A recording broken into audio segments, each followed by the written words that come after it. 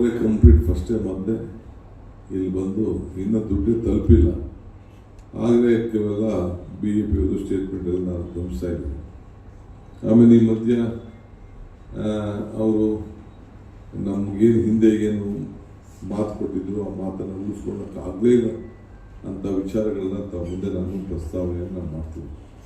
ಈ ಮಧ್ಯದಲ್ಲಿ ಕೆಲವು ರಾಜಕಾರಣಿಗಳು ಹೇಳಿದ್ದಾರೆ, ಇದು ಸಾಕ್ಬಿಡಿ, ಇದು ಕೊಟ್ಟಿರೋದೇ ಸಾಕ್ಬಿಡಿ, ಹಿಂದಿಗಳು ಮನೆ ಆಸ್ತಿನ ದೇಶಕ್ಕೆಲ್ಲ ನಮ್ಮ ರಾಜ್ಯಕ್ಕೆ ದ್ರೋಹಿಗಳು ಯಾರು ಹೇಳಿದ್ರು. ಕುಮಾರಸ್ವಾಮಿ ಸ್ಟೇಟ್ಮೆಂಟ್ ಮಾಡಿದಾರಂತೆ ಸಾಕಿದ್ರು ಅಂತ ಅಂದ್ಬಿಟ್ಟು. ಸೊ ಅದಕ್ಕೆ ನಾನು ಈ ಸಂದರ್ಭದಲ್ಲಿ ಹೇಳ್ತೀನಿ, ನೀನು ಒಬ್ಬ ನಾಡ ದ್ರೋಹಿ, ನೀನು ಒಬ್ಬ ಪ್ರತಿನಿಧಿಯಾಗಿ ಅವ್ರ ಜೊತೆ ಒಂದೇ ಸಂಸತ್ ಸದಸ್ಯರು ಇರ್ಬೋದು, ನಿಮ್ಮ ಪಾರ್ಟಿಲಿ ಇಬ್ಬರೇ ಇರ್ಬೋದು, ಅವ್ರ ಜೊತೆ ಅಲೈನ್ಸ್ ಮಾಡ್ಕೊಂಡಿದ್ದೀವಿ. ನೀವು ಮಿಕ್ಕಿದವರೆಲ್ಲ ಸೇರಿ ನಮ್ಮ ರಾಜ್ಯಕ್ಕೆ ಕೋರ್ಟ್ ಕೇಳಿತು, ನಿಮ್ಮ ಕೈಲಿ ಹೇಳೋಕ್ಕಾಗಲಿಲ್ಲ, ನಿಮ್ಮ ಕೈಲಿ ನೀವು ಅದ್ರ ಬಗ್ಗೆ ನಮ್ಮ ರಾಜ್ಯ ಹಿತಕ್ಕೆ ಯಾವತ್ತೂ ಕೂಡ ಒಂದಿನ ಆದರೆ ನೀವು ಹಿಂದೆ ಸ್ಟೇಟ್ಮೆಂಟ್ ಕೋರ್ಟ್ ಮಾಡಿಬಿಟ್ಟಿದ್ದೆಲ್ಲ ಎಲ್ಲ ಮರ್ತು ಬಿಟ್ಟಿದ್ದೀರಿ ಅಂತ ಕಾಣ್ತದೆ. ನಾನು ಈ ಸಂದರ್ಭದಲ್ಲಿ ಕೇಂದ್ರ ಸರ್ಕಾರಕ್ಕೆ ನೀವು ಚೆಂಪು ಕೊಟ್ರಿ ಅಂತ ಕೂಡ ನಾವು ಹೇಳಿದ್ದು. ಅದ್ರ ಬಗ್ಗೆ ದೊಡ್ಡ ವ್ಯಾಪ್ತಿಯನ್ನ ಚರ್ಚೆ ಆಗ್ತಾ ಇದೆ. ಭಾಳ ಸಂತೋಷ. ಇದು ಚೆಂಪು ಕೊಟ್ಟದ್ದು ಕನ್ನಡಿಗರಿಗೆ, ಇದನ್ನು ನಾವೆಲ್ಲ ಅರ್ಥವನ್ನು ನಾವು ಮಾಡ್ಕೊಳ್ಬೇಕು. ಇಲ್ಲಿ ಪಾರ್ಟಿ ಪಕ್ಷದ ಮೇಲೆಲ್ಲ ಇನ್ನೆರಡು ಪ್ರಶ್ನೆ ಕೇಳಕ್ಕೆ ಬಯಸ್ತಾರೆ. ಆಯ್ತಪ್ಪ, ಭದ್ರಾ ಯೋಜನೆಯಲ್ಲಿ ನಿಮ್ಮ ಎಲ್ಲ ಪ್ರೈಮ್ ಮಿನಿಸ್ಟರ್ ಇರ್ಬೋದು, ನಿರ್ಮಲಾ ಸೀತಾರಾಮನ್ ಅವರು ಅವರೆಲ್ಲ ಕೇಂದ್ರದ ಬಜೆಟ್ ಪಾಸ್ ಮಾಡಿದ್ದಾರೆ. ಯಾಕೆ 5,400 ಕೋಟಿ ರೂಪಾಯಿ ನಮ್ಮ ನೀರಾವರಿಗೆ ಕೊಡ್ತೀನಿ ಅಂತ ಹೇಳಿ, ನ್ಯಾಷನಲ್ ಪ್ರಾಜೆಕ್ಟ್ ಮಾಡ್ತೀನಿ ಅಂತ ಹೇಳಿ, ತಿರ್ಗಾ 3 ಪ್ರಾಜೆಕ್ಟನ್ನು ತೆಗೆದುಕೊಂಡು ಎಲ್ಲ ಮಾಡಿ ಅನೌನ್ಸ್ಮೆಂಟ್ ಮಾಡಿ ಆಮೇಲೆ ಬಜೆಟಲ್ಲಿ ಪಾಸ್ ಆಗಿದ್ದನ್ನು ಕೂಡ ನಮ್ಮ ರಾಜ್ಯಕ್ಕೆ ಕೊಡಲಿರುವಾಗ ಇದಕ್ಕೇನು ಉತ್ತರ ತಾವು ಹೇಳ್ತೀರಿ? ಮಹದಾಯಿ ಮತ್ತು ಎತ್ತಿನಹೊಳೆ ಯೋಜನೆಗಳು ಕೂಡ ರಾಷ್ಟ್ರೀಯ ಯೋಜನೆ ಮಾಡಬೇಕು ಅಂತ ಹೇಳಿದ್ರಿ, ನೀವು ಯಾಕೆ ಅದಕ್ಕೆ ಮಾಡಲಿಲ್ಲ? ಅದು ಕೂಡ ತಾವು ಉತ್ತರವನ್ನು ಕೊಡಬೇಕು. ಸೊ ಹಂಗೆ ಆಮೇಲೆ ಕುಮಾರಸ್ವಾಮಿ ಬೇರೆ ಹೇಳ್ಬಿಟ್ಟವ್ರೆ, ನಾನು ಗೆಲ್ಲಿಲ್ಲ ಅಂದರೆ ಗೆದ್ದರೆ ಅದನ್ನ 1 ತಿಂಗಳಲ್ಲೇ ಕೈ ಬರ್ಸ್ಬಿಡ್ತೀನಿ, ಕೈ ಹಿಡಿದು ಎತ್ತಿನೊಳೆ ಇವೆಲ್ಲ ಕೂಡ ಭಾಳ ಮೇಕೆದಾಟು ವಿಚಾರ ಎಲ್ಲ ಮಾತಾಡಿದ್ರು ಒಂದೇ ದಿನದಲ್ಲಿ. ನೀವು ಸ್ಟಾರ್ಟಿಂಗು ಅವ್ರ ಜೊತೆ ಸೇರಿದ್ರಲ್ಲ, ಸೇರೋ ದಿನ ರೈತರ ಮಕ್ಕಳು ಪಾರ್ಟಿ ಅಲ್ವೇ, ನೀವು ಹೇಳ್ಬೇಕಾಯ್ತು. ನೀವು ಫಸ್ಟು ಒಂದೇ ದಿನ ಕೈ ಹಿಡಿದು ಬರ್ಸ್ಬೇಕಾಯ್ತು. ಅವತ್ತೇ ಹೋಗಿ ಮಾತಾಡ್ದಂಗೆ BJP ಅವ್ರು ಲೋಕಲವ್ರು ಹೋಗಿ ಮುಂಚಿತವಾಗಿ ನೀವು ಹೋಗಿ ಮಾತಾಡಕ್ಕೆ ಹೋಗಿದ್ರಲ್ಲ, ಅವತ್ತು ಹೇಳ್ಬೋದಾಯ್ತು ಇದು ನಮ್ಮ ರಾಜ್ಯದ ಹಿತ ಅಂತ. ನಾವು ಮಾಡೋಂಥ ಯೋಜನೆಗೆ ಹೋರಾಟಕ್ಕೆ ನೀವು ಬಾಯಿ ಬಂದಾಗ ಮಾತಾಡ್ಬಿಟ್ರು. ಈಗ ನಾವು ಒಂದೇ ದಿನದಲ್ಲಿ ತಂದೆ ಮಗ ನಾವು ಮಾಡಿಸ್ತೀವಿ, ನಮ್ಗೆ ಹೋಗಿ ಕೊಡಿ ಅಂತಂದರೆ ಏನು ರಾಜ್ಯದ ಜನತೆ ಏನು ತಟ್ಟರೆ ಆಮೇಲೆ ಅಂದರೆ ಅಧಿಕಾರ ಕೊಟ್ಟರು ಮಾತ್ರ ಇವ್ರಿಗೆ ರಾಜ್ಯದ ಹಿತ, ಅಧಿಕಾರ ಇಲ್ಲ ಅಂದರೆ ರಾಜ್ಯದ ಹಿತ ಇಲ್ಲ. ಅದಕ್ಕೆ ಈ ಸಂದರ್ಭದಲ್ಲಿ ನಾನು ಹೇಳೋದಿಷ್ಟೇ, ನಮ್ಮ ರಾಜ್ಯಕ್ಕೆ ಇವತ್ತು ಏನು ಈ ಒಂದು ಯೋಜನೆ ನಮಗೆ ಅನ್ಯಾಯ ಆಗಿದೆ. ನಾವು ಕೇಳಿದ 18,000 ಕೋಟಿ, ಈ 3,000 ಚಿಲ್ಲರೆ ಕೋಟಿ ಕೊಟ್ಟಿರೋದು ನಮಗೆ ಒಪ್ಪಿಗೆ ಇಲ್ಲ.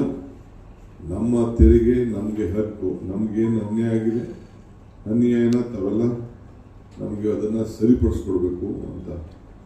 ಎರಡನೇದು, ನಾಳೆ ಬೆಳಿಗ್ಗೆ ನಾವು ಮಹಾತ್ಮ ಗಾಂಧಿ ಸ್ಟ್ಯಾಚ್ಯೂ ಎದುರುಗಡೆ ಸಾಂಕೇತಿಕವಾಗಿ ನಾವು ಧರಣ ಕಾರ್ಯಕ್ರಮವನ್ನು ನಮ್ಮ ಪಕ್ಷದಲ್ಲಿ ಈ ಭಾಗದಲ್ಲಿರುವಂಥ ನಮ್ಮ ನಾಯಕರುಗಳು, ಜಾಸ್ತಿ ಇಲ್ಲ ನಾಯಕರುಗಳು ಮಾತ್ರ ನಾವು, ಯಾಕೆಂದರೆ ಬೇರೆಯವ್ರನ್ನೆಲ್ಲ ಪಬ್ಲಿಕ್ನೆಲ್ಲ ಒಳಗಡೆ ಬಿಡೋದು ಸರಿ ಇಲ್ಲ. ಅದಕ್ಕೆ ಕೆಲವು ನಾವು ಪಕ್ಷದ ಶಾಸಕರು ಇದ್ದಾರೆ, ಅವರೆಲ್ಲ ಕೂಡ ಅವ್ರನ್ನ ನಾವು ಇಲ್ಲಿಗೆ ಕರೆಸ್ತಾ ಇದ್ದೀವಿ. ಕರೆಸಿ ನಮ್ಮ ಧರಣನ ಮಾಡ್ತಾ ಇದ್ವಿ. Number 2.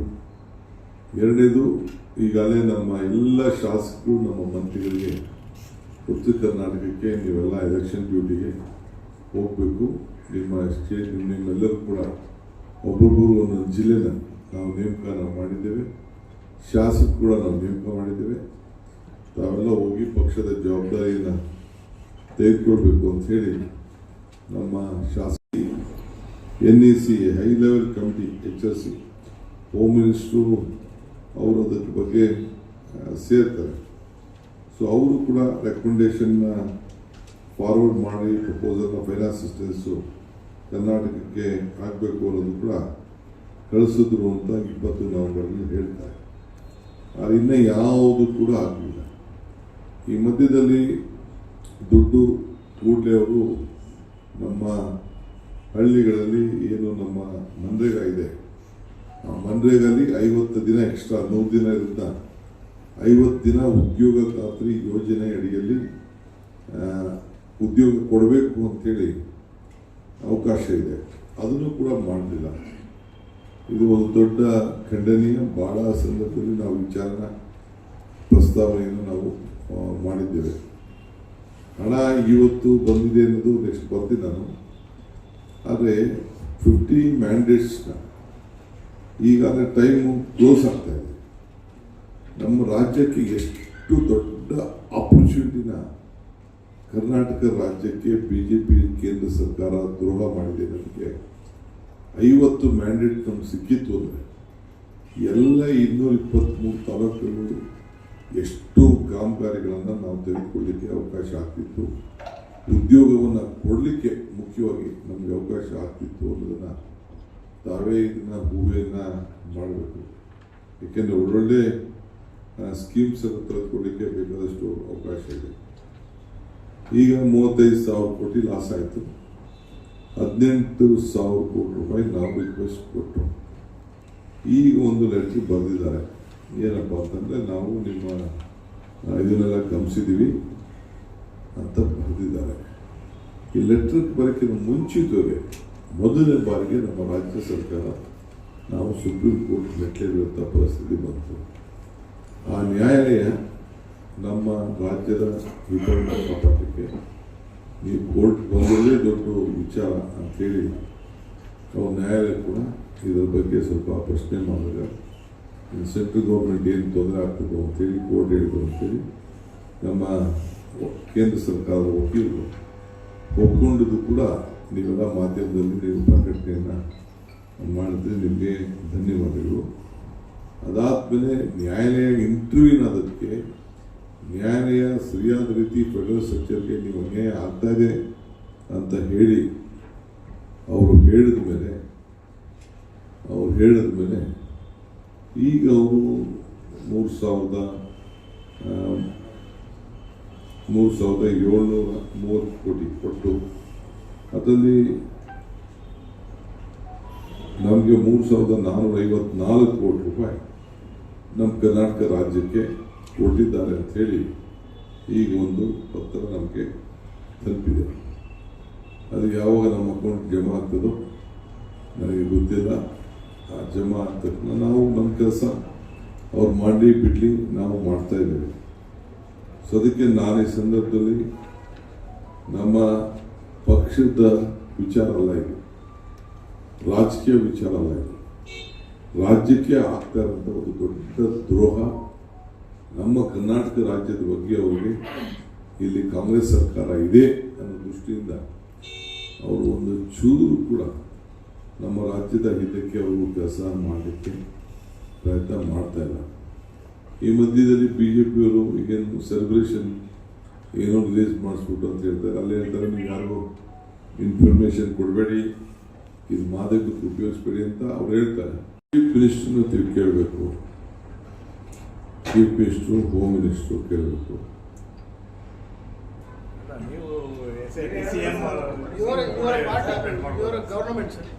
No, I know that I'm in government, but ನಾನು ಅವ್ರಿಗೆ ಮಾತಾಡೋಕ್ಕಾಗಿಲ್ಲ. ನಾನು ಟಿವಿಲಿ ಕೆಲವು ತುಣುಕುಗಳು ಮಾತ್ರ ನೋಡಿದೆ. ನನಗೆ ವಿಡಿಯೋ ಕಳಿಸಿದ ಮಾತ್ರ ಕೆಲವು ವಿಚಾರ ಸುಮ್ಮನೆ ನನಗೆ ಬಂತು.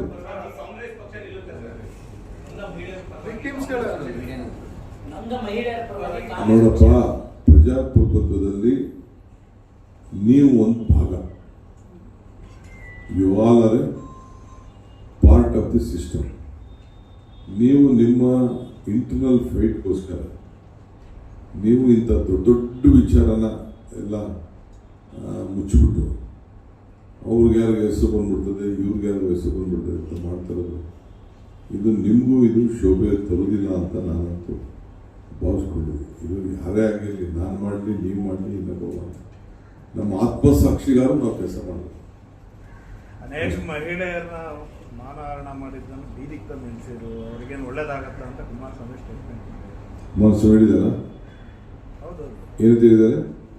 ಮಹಿಳೆಯರ ಮಾನಹರಣ ಮಾಡಿರೋದು ವಿಚಾರಗಳನ್ನೆಲ್ಲ ಇದಕ್ಕೆ ಸಿಡಿಗಳು ಪೆನ್ ಡ್ರೈವ್ ರೂಪದಲ್ಲಿ ತಂದು ಹಂಚಿ ಎಲ್ಲ ಬೀದಿಗೆ ಮಾತಾಡೋ ರೀತಿ ಮಾಡಿದ್ರು ಅಂತ ನಿಮ್ಮ ಮೇಲೆ ಬ್ಲೇಮ್ ಮಾಡಿದ್ದಾರೆ.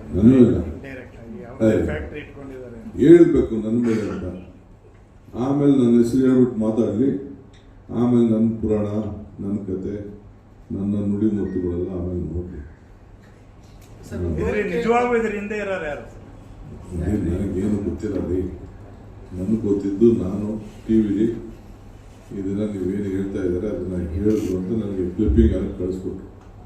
ಅಷ್ಟು ಬಿಟ್ಟರೆ ನನ್ನ ಹಾಸನ ಕಡೆನೇ ಇನ್ನು ತಿರ್ಗಾಕೆ ಒಂದಿನ ಎಲೆಕ್ಷನ್ ಹೋಗಿದ್ದು ಬಿಟ್ಟರೆ ನಾನು ಹಾಸನ ಕಡೆನೇ ತರ ಹಾಕಿ ಮಾಡಿಲ್ಲ.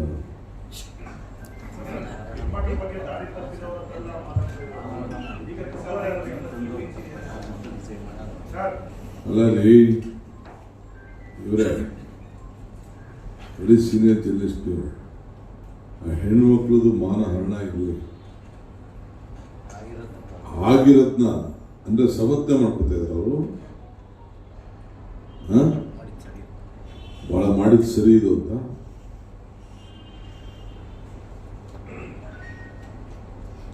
ಸರ್ಕಾರ ಇದ್ರ ಬಗ್ಗೆ ಏನ್ ಕ್ರಮ ಕೈಗೊಂಡಿದೆ ಸರ್? ಅದು ನಿಮ್ದೇ ಲೋಪದೋಷ ಅಲ್ವಾ? ಸರ್ಕಾರನೂ ಅದನ್ನ ಹೇಳ್ಬೇಕಲ್ವಾ? ಸರ್ಕಾರ ಏನ್ ಮಾಡ್ತಿದೆ? ಫಸ್ಟ್ ನೀವು ಎಲ್ಲದಕ್ಕೂ ಬೆಳಗ್ತಿರಲ್ಲ, ನೀವು ಬೆಳಗ್ತಾನೆ. ಗೌರ್ಮೆಂಟು ಚೌಧರಿ ಅವರು ಏನು ನಮ್ಮ ಕಮಿಷನ್ ಅವರು ಏನು ಮಾಡಬೇಕು ಅವರು ಅದೇ ಬಂದಿದ್ದಾರೆ. ಸ್ಟೆಪ್ ಬೈ ಸ್ಟೆಪ್ ಅವ್ರು ಪಡೋರು ಅವ್ರಿಗೇನು ಕ್ರಮ ಇರ್ತದೋ ಅವ್ರು ಹೋಗ್ತಾರೆ ಅಂತ ನಾನು ಭಾವಿಸ್ಕೊಂಡಿದ್ದೀನಿ. ಅಲ್ಲ, ಗೌರ್ಮೆಂಟ್ ಕೂಡ ಸುಮೋಟ ಕೇಸ್ ತಗೊಂಡು ಅದನ್ನ ಎಂಕ್ವೈರಿ ಮಾಡಿ ಅಥವಾ ಏನಾದ್ರು ಒಂದು ಇದನ್ನ ಮಾಡಿ ಏನೋ ಮಾಡ್ಬೋದಲ್ಲ. ಯಾಕೆ ಇದು ಸುಮ್ಮನೆ ಚುನಾವಣೆಗೆ ಡ್ರ್ಯಾಗನ್ ಮಾಡ್ತಾ ಇದ್ದಾರೆ? ನೀವು ಇದ್ರ ಬಗ್ಗೆ ಸ್ವಲ್ಪ ಹೆಚ್ಚಿಗೆ ಮಾಹಿತಿನ ನಮ್ಗಿನ್ನ ಒದಗಿಸ್ಕೊಟ್ರೆ ನಿಮ್ಮ ಡೀಪ್ ಇನ್ವೆಸ್ಟಿಗೇಷನ್ ಅಲ್ಲಿ ನಾವು ಡೀಪ್ ಇನ್ವೆಸ್ಟಿಗೇಷನ್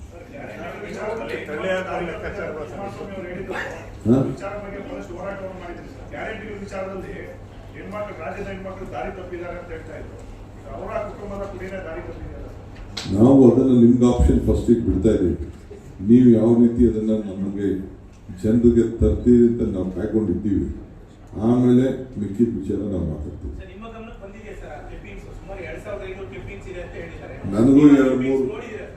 ನನಗೂ ಎರಡು ಮೂರು ಸತಿ ಯಾರು ಕಳಿಸಿದ್ರಪ್ಪ. ನಿದ್ರೆ ಮಾಡಿದ ಇನ್ನ ನಿದ್ರೆ ಎದ್ದೇ ಇಲ್ಲ ನಾನು.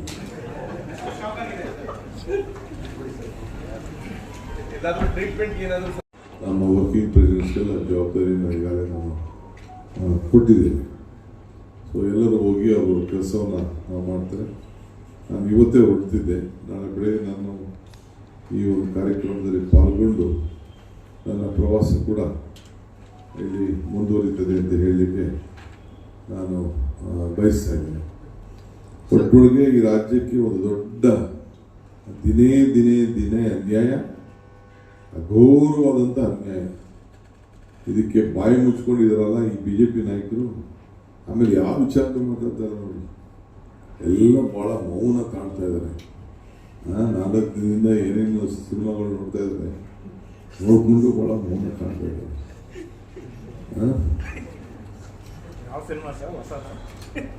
ನೀವು ಹೇಳ್ಬೇಕು ಸಿನಿಮಾ ನೀವೇ ನೋಡಿದ್ರಿ. Sir, you are saying it is the greatest injustice done to Karnataka.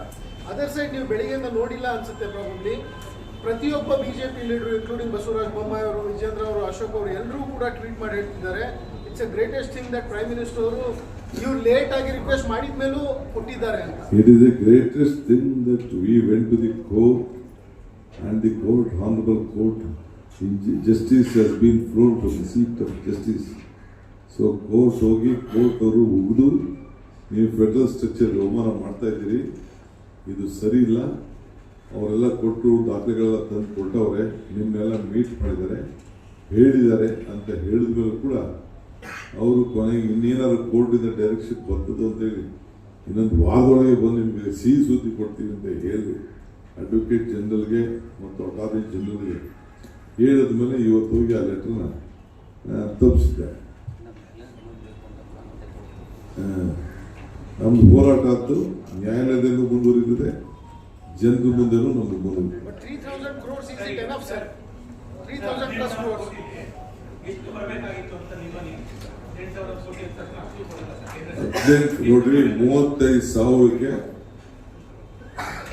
ನಾವು 50% ಕೇಳಿ.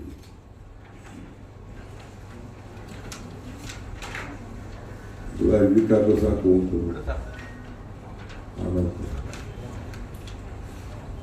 50% ಆದ್ರೂ ಕೇಳಿದ್ರು. ಏನೋ ಒಂದು 500,000 ಕೋಟಿ ಕಡೆ ಕೊಟ್ಟಿರೋದಕ್ಕೆ ಇದೇನು ಏಕೈಕ ಆನೆಗೆ ಅದೇನೋ ಮಜ್ಜಿಗೆ ಕೊಡ್ತಾರೆ ಅಂತ ಹೇಳ್ತಾರೆ. 3 ಕಾಸಿನ ಮಜ್ಜಿಗೆ ಹಂಗಾಯ್ತು ನ್ಯಾಯ. That means you asked for at least 9 crores. No. 9,000 crores. 50%. 18,000 crores. That was the old report. After that, still the ಇನ್ನೊಂದು ಲಾಸ್ ಆಗಿದೆ ನಮಗೆ. ಇದು ನಾವು ಸಬ್ಮಿಟ್ ಮಾಡಿದ್ದು ಬಹಳ ಹಿಂದೆ. ಅದಾದ್ಮೇಲೆ ಇನ್ನೂ ದೊಡ್ಡ ಲಾಸ್ ಆಗಿದ್ದನ್ನ ಅದಿನ್ನ ದೊಡ್ಡ ಪಟ್ಟಿ ಇದೆ. ಒಟ್ಟು ನನ್ನ ಪ್ರಕಾರ ಹೆಚ್ಚು ಕಮ್ಮಿ ಒಂದು ದೊಡ್ಡ ಅದೊಂದು ನಾನು ಅಫಿಷಿಯಲ್ ಆಗಿ ನಮ್ಮ ರೆವಿನ್ಯೂ ಮಿನಿಸ್ಟ್ರು ಅದ್ರ ಬಗ್ಗೆ ಲಾಸ್ನ ಕ್ಯಾಲ್ಕುಲೇಟ್ ಮಾಡೋದು ಅವ್ರು ಹೇಳಿ ಅಂತ ನಾನು ನಂಬರ್ ಹೇಳಕ್ಕೆ ಹೋಗ್ತಾ ಇಲ್ಲ. Sir, lower voter turnout urban ಏರಿಯಾಗಳಲ್ಲಿ ಅನೇಕತ್ತು ಐ ಆಮ್ ಸೋ ಹ್ಯಾಪಿ. ನಮಗೇನು ಟರ್ನ್ಔಟ್ ಇಂದ ಈ ಎಲೆಕ್ಷನ್ ರಿಸಲ್ಟ್ ಇಂದ ನನ್ನ ಎಲ್ಲ ಮತದಾರರಿಗೆ ನಾನು ಬಹಳ ಥ್ಯಾಂಕ್ಸ್ ಹೇಳ್ತೀನಿ.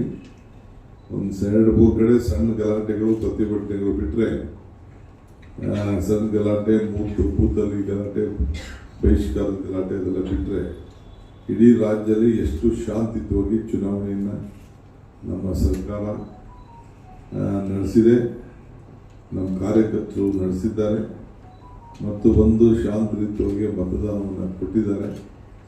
ನಮಗೆ ಒಳ್ಳೆ ವಾತಾವರಣ ಸಿಗ್ತಾ ಇದೆ. ನಮ್ಮ ಡಬಲ್ ಡಿಜಿಟ್ ಈ ಒಂದು ನಂಬರಲ್ಲೇ ಈ ಎಲೆಕ್ಷನಲ್ಲಿ ನಮಗೆ ಸಿಗ್ತದೆ ಅನ್ನೋ ಸಂಪೂರ್ಣ ಆತ್ಮವಿಶ್ವಾಸ ನನಗಿದೆ.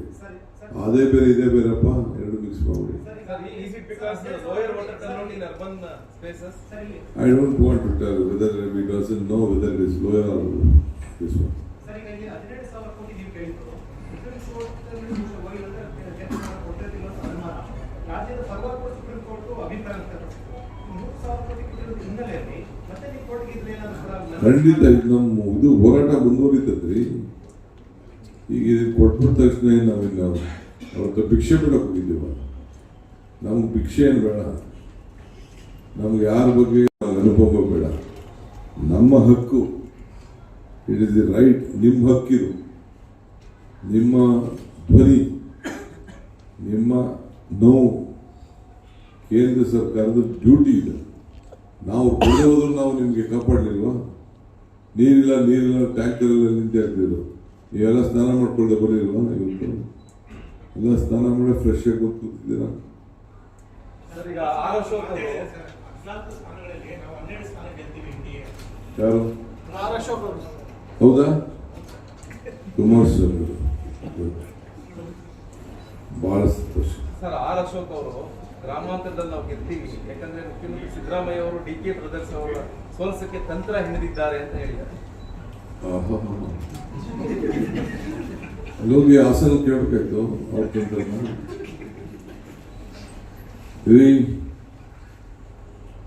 ದೇವೇಗೌಡರು ಪಾರ್ಟಿ ಲೀಡರ್, ಅವ್ರು ಹೇಳಿದಾರಲ್ಲ, ಏನು ಸ್ಟೇಟ್ಮೆಂಟ್ ಏನಿದ್ದಾರೆ, ಹಾಸನದು ಮಂಡ್ಯದಲ್ಲಿ ಹೇಳಿದ್ರು. ಏನ್ ಹೇಳಿದ್ರು? ಬಿಜೆಪಿ ನಮಗೆ ಧರ್ಮ ಪಾಲನೆ ಮಾಡಿಲ್ಲ ಅಂತ ಹೇಳಿದ್ದಾರೆ. ಅಧಿಕೃತವಾಗಿ ಸ್ಟೇಟ್ಮೆಂಟ್ ಹೇಳಿದ್ದಾರೆ. ಯಾರ ಬಗ್ಗೆ? ಸಿಟ್ಟಿಂಗ್ ಪಾರ್ಲಿಮೆಂಟ್ ಮೆಂಬರ್ ಬಗ್ಗೆ, ಆಮೇಲೆ ಅಲ್ಲಿ ಸಿಟ್ಟಿಂಗ್ MLAs ಬಗ್ಗೆ ಅವ್ರು ಮಾತಾಡೋಕೆ ಹೋಗಿದ್ದಾರೆ. ಅವ್ರ ಮಾತು ಮುಖ್ಯನೋ ಅಶೋಕನ ಮಾತು ಮುಖ್ಯನೋ? ಪಾರ್ಟ್ನರೇ ಹೇಳಿದ್ದಾರೆ, ನೀವು ವಿರೋಧ ಪಾರ್ಟಿ ಮಾತಾಡ್ತಾ ಇದ್ದಾರೆ, ಅವ್ರ ಪಾರ್ಟಿ ಮಾತಾಡ್ತಾರೆ. ಅಂದ್ರೆ ನಿಮ್ಮ ಸಂಪರ್ಕದಲ್ಲಿದ್ದಾರೆ ಸರ್ ಹಾಸನ MLA ex-MLA ನನ್ನ ಸಂಪರ್ಕ ಅವರು ಅವ್ರ ಸಂಪರ್ಕದಲ್ಲಿ ನನಗೆ ಗೊತ್ತಿಲ್ಲ ಅವರು. ನೀವು ಹೇಳ್ತಾ ಇರೋದು ದೇವೇಗೌಡರು ಹೇಳ್ತಾ ಇರೋದು ನಾನು ಹೇಳ್ತಾ ಇದ್ದೀನಿ. ದೇವೇಗೌಡರು ಹೇಳಿದ್ದಾರೆ. JDS ಪಕ್ಷದ 3 ಸೀಟು ಕೂಡ ಸೋಲುತ್ತೆ ಅಂತ. 3 ಅಲ್ಲ 4. ನಾಲ್ಕಲ್ಲ ಸರ್, ಅಫಿಷಿಯಲಿ 3 ಅಲ್ವಾ? ಚುನಾವಣೆ ಆಗ್ತದೆ. ಕಾಂಗ್ರೆಸ್ ಪರ್ಟಿಕ್ಯುಲರ್ ಎಷ್ಟು ಸ್ಥಾನ ಬರುತ್ತೆ ಸರ್ ನಿಮ್ಮ ನಿಖರ? ನೋಡ್ರಿ ಅದನ್ನು ಹೇಳಿದ್ವಿ. ಫಸ್ಟ್ ಈ ಬರಗಾಲ ಬರಲಿ, ಎರಡನೇದು ಅವ್ರ ಪಾರ್ಟಿಯವರೇ ಅವ್ರಿಗೆ ಮೋಸ ಮಾಡೋದ್ರ ಬಗ್ಗೆ ಅವರು ಹೇಳಿದ್ದಾರೆ. ಅದು ಇನ್ನೂ ನಡೆದಿದೆ. ಇಲ್ಲಿ ಇನ್ನೂ ನಮ್ಮ ಬೆಂಗಳೂರು ರೂರಲ್ಲೂ ಅವ್ರ ಪಾರ್ಟಿಯವರು ಅವ್ರು ಮೋಸ ಮಾಡಿದ್ದಾರೆ. ಇಲ್ಲ ಅಂತ ಹೇಳಿಲ್ಲ. ಸರ್ ನಿಮ್ಮ ಇಲ್ಲಿ ರಾಜ್ಯ- ಅದು ನಮ್ದು ಲೆಕ್ಕಾಚಾರ. ಸರ್ ವಿಜಯ್ ದೇವೇಗೌಡರು ಇನ್ನೊಂದು ಮಾತು ಹೇಳಿದ್ದಾರೆ ಸರ್, DK ಶಿವಕುಮಾರ್ ಅಧಿಕಾರ ಹಸ್ತಾಂತರ ಮಾಡಲು ಸಿದ್ದರಾಮಯ್ಯ ಗೊತ್ತಿದೆ ಅಂತ. ಈಗ ನೀನು ಫಸ್ಟ್ ಇದನ್ನ ಕೇಳಕ್ಕೆ ಮುಂಚಿತವಾಗಿ ಏನಿಲ್ಲ ಫಸ್ಟ್ ಟೈಮ್ ನಾನು ಇನ್ಸ್ಟಾಗ್ರಾಮ್ ಎಲ್ಲ ನೋಡ್ತಿರಲಿಲ್ಲ. ಈಗ ನಾನು ನೋಡಿದೆ, ನೀವ್ಯಾರು TV ಆಗ್ತಿರಲಿಲ್ಲ. ಸಿದ್ದರಾಮಯ್ಯನವರು ವಿಚಾರ ಅಲ್ಲಿ, ನನ್ನ ವಿಚಾರ ಅಲ್ಲಿ, ಯಡಿಯೂರಪ್ಪ ಹೇಳಿದ ವಿಚಾರ, ಕುಮಾರಸ್ವಾಮಿ ಹೇಳಿದ ವಿಚಾರ, ದೇವೇಗೌಡರು ಹೇಳಿದ ವಿಚಾರ, ಶೋಭಕ್ಕನ್ನು ಕಳಿಸಿದ್ರಿಂದ ಹಿಡಿದು ಅವ್ರ ಮನೆ ರಾಜೀನಾಮೆ ಕೊಡ್ತೀನಿ ಅಂತ ಹೇಳಿದ್ದೆಲ್ಲ ಗೊತ್ತಾಯ್ತು. ಅದನ್ನ ಯಾಕೆ ನೀ ಆಗ್ತಾ ಇತ್ತ TV ತೋರಿಸ್ತಾ ಇರೋಲ್ಲ, ಡೈಲಾಗ್ಗಳೆಲ್ಲ. ಸರ್ ಮಹಿಳಾ ಆಯೋಗ, ನಿಮ್ಮ ರಾಜ್ಯದ ಮಹಿಳಾ ಆಯೋಗ ಮುಖ್ಯಮಂತ್ರಿಗಳಿಗೆ ಒಂದು ಪತ್ರ ಬರೆದಿದೆ. ಒಬ್ಬ ನಾಯಕರ ವಿರುದ್ಧವಾಗಿ ಹಾಸನದಲ್ಲಿ ಯಾವುದೋ ವಿಡಿಯೋ ಸರ್ಕ್ಯುಲೇಟ್ ಆಗ್ತಿದೆ, ಇದ್ರ ವಿರುದ್ಧ ಕ್ರಮ ಕೈಗೊಳ್ಬೇಕು ಅಂತ ಹೇಳಿ ಸರ್ಕಾರದ ಏನು ಕ್ರಮ ಕೈಗೊಳ್ಳುತ್ತೆ.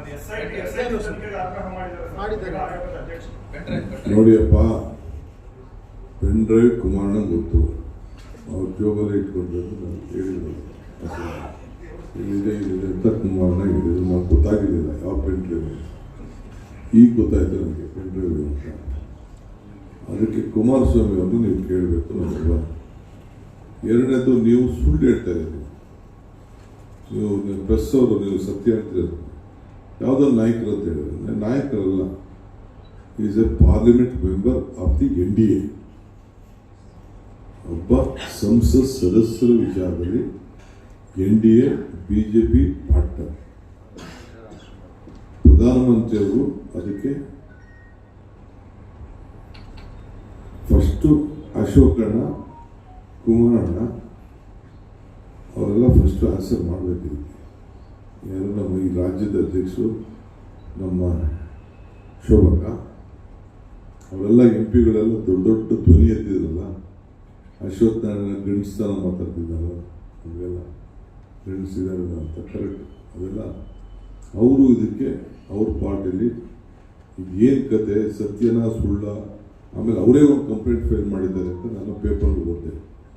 ಈ ಥರ ನಮ್ಮ ಹೆಸರನ್ನ ಮಸಿ ಬೆಳೆಯೋಕ್ಕೆ ಮಾಡ್ತಾ ಇದ್ದಾರೆ ಅಂತೇಳಿ ಅವರ ಎಲೆಕ್ಷನ್ ಏಜೆಂಟ್ ಕೇಳಿ ಒಂದು ಅರ್ಜಿ ಕೊಟ್ಟಿದ್ದಾರೆ ಅಂತ ಗೊತ್ತಾಯ್ತು ನನಗೆ. ಮಹಿಳಾ ಇವರು ಅದನ್ನೆಲ್ಲ ನೋಡಿ ಅದನ್ನೇನೋ ಒಂದು ಪೊಲೀಸ್ಗೆ, ನಮ್ಮ ಹೋಮ್ ಮಿನಿಸ್ಟ್ರಿಗೆ, ಚೀಫ್ ಮಿನಿಸ್ಟ್ರಿಗೆ ಒಂದು ಪತ್ರ ಬರೆದಿದ್ದಾರೆ ಅಂತ ವಿಚಾರ ತಿಳಿತು. ಬಟ್ ನೀವು ಯಾಕೋ ಮೌನವಾಗಿದ್ದೀರಿ, ಮೌನ ತಾಳ್ತಾ ಇದ್ದೀರಿ, ನನಗೆ ಗೊತ್ತಿಲ್ಲ. ರಾಜ್ಯಕ್ಕೆ ಸ್ವಲ್ಪ ಬೆಳಕಿನ ಸ್ವಲ್ಪ ಬೆಳಕು ಚೆಲ್ಲಬೇಕು ಅಂತ ನಿಮ್ಮನ್ನೇ ನಾನು ಕೇಳ್ತಿದ್ದೇನೆ. ಗೌರ್ಮೆಂಟ್ ಏನು ಆಕ್ಷನ್ ತಗೊಳುತ್ತೆ ಅನ್ನೋದನ್ನ ನೀವು ಕ್ಲಾರಿಫೈ ಮಾಡಿ. SIT ತನಿಖೆ ಬಗ್ಗೆ ಸರ್ಕಾರದ ಸರ್ಕಾರದ ನಿಲುವೇನು ಸರ್? ಹೇಳಿ. Government action